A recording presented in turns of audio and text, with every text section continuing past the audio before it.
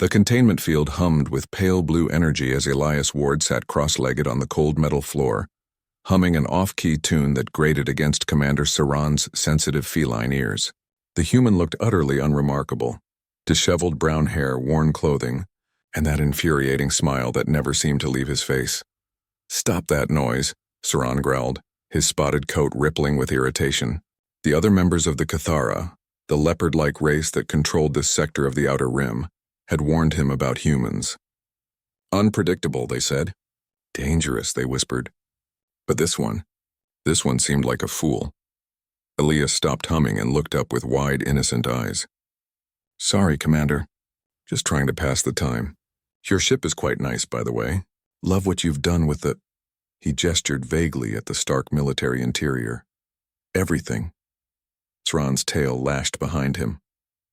They had captured this human 3 cycles ago when his small, pathetic vessel had drifted into Cathara territory. The ship had been broadcasting distress signals in 17 different languages, including several that were extinct. When they boarded it, they found Elias Ward alone, surrounded by what appeared to be random junk, salvage technology, broken weapons, and enough food rations for a journey 10 times longer than his ship could survive. "You will tell us what we want to know," Saran said, his voice a low rumble. "Why were you in our territory? What were you searching for?" "Honestly?" Elias scratched his head. "I was lost. Space is really big, you know. Easy to take a wrong turn at the Andromeda Junction." One of Saran's subordinates, a younger warrior named Takresh, stepped forward. "Commander, this is a waste of time." "Let me persuade him." Saran raised a clawed hand. "No, not yet." Something about the human bothered him. The way Elias's eyes tracked every movement in the room. The way he seemed relaxed despite being surrounded by predators who could tear him apart. The way he had smiled when they first entered his ship, as if he had been expecting them. "I have a question," Elias said suddenly, breaking the tense silence. "Your containment field, it's running on a modified helicon core, right? 3rd generation?" Saran's ears flattened against his skull. That information was classified.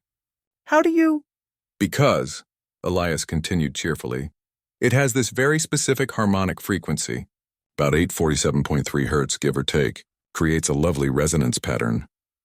He resumed humming, but this time Saran heard it, the exact frequency of the containment field. Takresh laughed, a harsh barking sound. "The fool thinks he can disable the field with his voice? Pathetic human legends." The containment field flickered. Saran's blood ran cold. "Silence him!" But Elias had already stopped. The field stabilized, but something had changed in the human's demeanor. The foolish smile remained, but his eyes had sharpened. "Relax, Commander. I was just making a point. If I wanted out, I'd already be out." "Impossible," Saran snarled, though doubt crept into his voice. "Is it?" Elias stood slowly, hands raised in a non-threatening gesture. "See, the thing about humans, the thing your intelligence reports probably don't emphasize enough, is that we're really, really good at breaking things. Not just physically. We break codes. We break systems. We break rules that other species didn't even know could be broken." He took a step forward, and the containment field parted around him like water. Chaos erupted. Takresh lunged forward, but Elias moved with surprising speed, sidestepping the attack. Alarms blared throughout the ship. More Cathara warriors poured into the chamber, weapons drawn. Elias raised his hands higher. Wait. "I'm not here to fight. I'm here to deliver a message."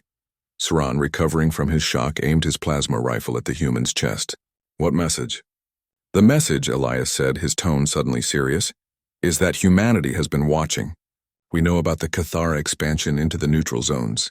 We know about the slave colonies on Rixus Prime. We know about the weapons you're building at the Darkstar Forge."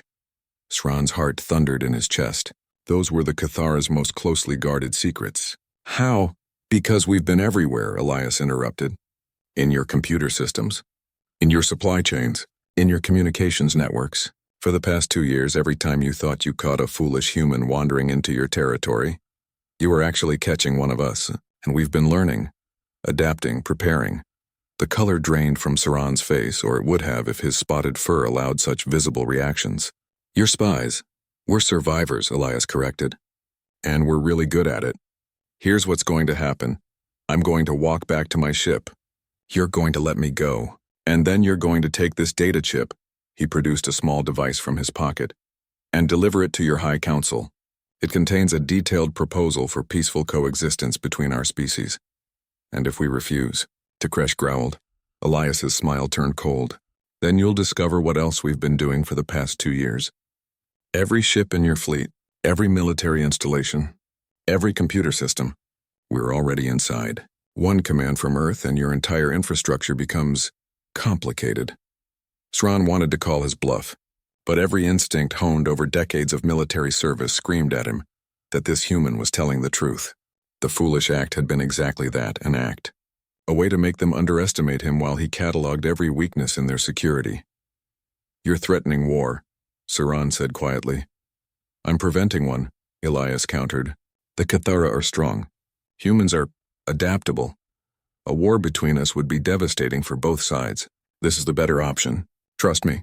For a long moment silence hung in the chamber.